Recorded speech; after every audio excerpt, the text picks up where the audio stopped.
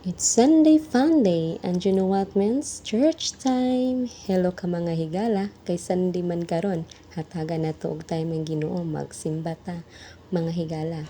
Actually, ay ara jud ko makasimba kung walay work o usahay pod, magilty ko ani makauban sa family banding, di ko makasimba. Maski man di ko makasimba, apan ana kanunay sigad sa akong heart.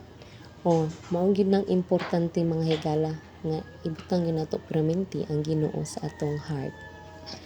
So kana karon nga adlaw mag-prepare ta kay magsimba man ta, so sayo gyapon ko nagmata maski Domingo. Sayo gyapon magmata kay wala lagi akong bana. Ako man tong bana gud magmata og sayo para siya mag-atiman sa all.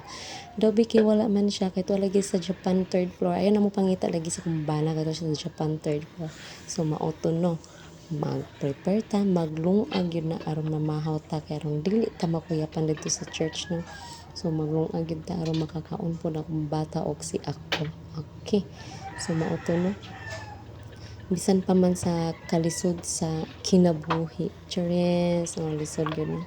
Dapat kanunay gyapon ta mag tan-aw sa ato ang kaugalingon nga kung unsa man ang atong mga na-experience nga mga sayop ta sa atong kinabuhi, ato yun ang makorek nato pinaagi sa maminaw ta sa pulong sa Ginoo.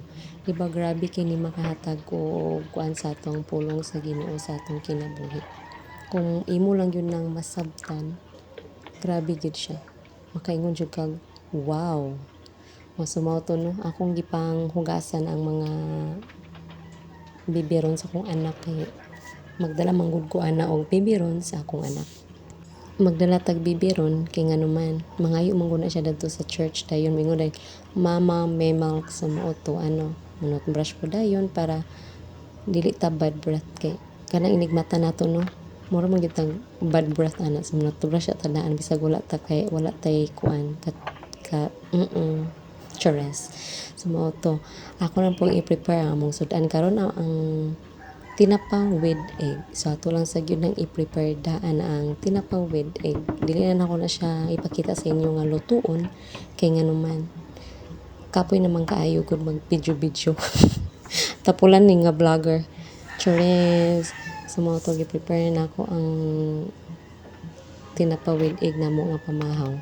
Kay paborito man po sa akong anak manggod. So, mauto no. Ato na siyang i-shake na to rin na siya para butangan na to mga timpla pod aron na siya lasa. Na mga secret ingredients na nako. Chores. Napa siya secret ingredients. So mato na to sa siyang i-shake. Mga higala pasensya na kayo mo kumaratol-ratol akong tingog diri sa pag voice over kay syempre first time ang peg first time man. So, inanig yun ang atong tingog siguro sa mga first time or ako ra ba ingon ani. So, mauto no, pagkahuman sa all, magkaon na dayon ko. O before ana, akong anak, human na kaon ana.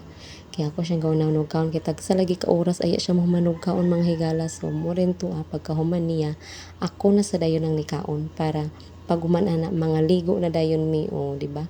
Humana mong kaligo, nagprepare na gyud dayon mi para mag-adto na gyud mi sa church. Dugay kay mi ana hapit na mi ang oras na murag 8:45 na kay 9 man mag-start ang simba.